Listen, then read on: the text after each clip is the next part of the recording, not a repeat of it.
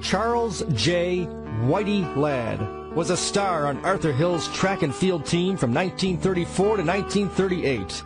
Lad went on to become the premier high hurdler in the country in the 1940s and compiled a long string of indoor victories and held most of the world records.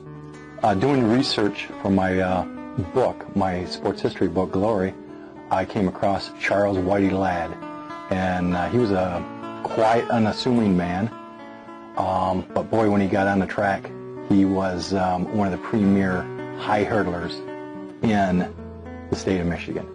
Whitey Lad was he was a bookworm, all A's, brought home all A's, but when he got out on that track, set state records in high and low hurdles, and then he went to University of Chicago. Right at the University of Chicago was a member of the Big Ten at the time, set all sorts of Big Ten records, and then he went on to set all national records. And Whitey Lad was any premier track and field event in the nation, whether it was the Drake Relays or the Penn Relays, he was there. And not only was he there, he was setting and establishing new records each and every time he performed. It's quite a feat from a gentleman from Saginaw, Michigan.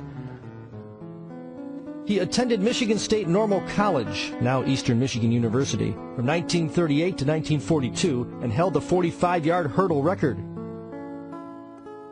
Lad tied the world record of 7.2 seconds in winning the 65-yard indoor hurdles at the 1942 Millrose Games in New York's Madison Square Garden. He graduated from the University of Chicago in 1943, where he won Big Ten titles in the 120-yard hurdles and the 200-yard hurdles, recording 25 points, the most by any individual.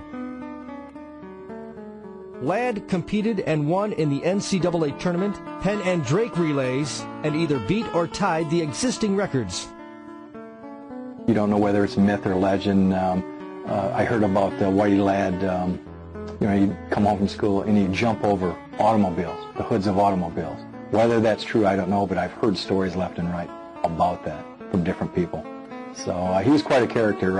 One thing, he wore glasses, and usually hurdlers, you know, when you're running, don't have glasses on. He wore glasses. Got his nickname obviously because of the color of his hair, the stark white hair. It wasn't blonde, it was white, and every picture I unearthed all had that stark white hair. By the way, his nickname was Whitey because they had pure white hair. And I have a friend who, Warren Vanderbeck, who tells that he knew Whitey. They lived over on Bond Street, and Whitey was always running, and he would hurdle cars. He was jumping over hoods of cars. He graduated from Stanford University in 1949 with a master's degree in biophysics. Lad later served as a coach on the Olympic track team several times.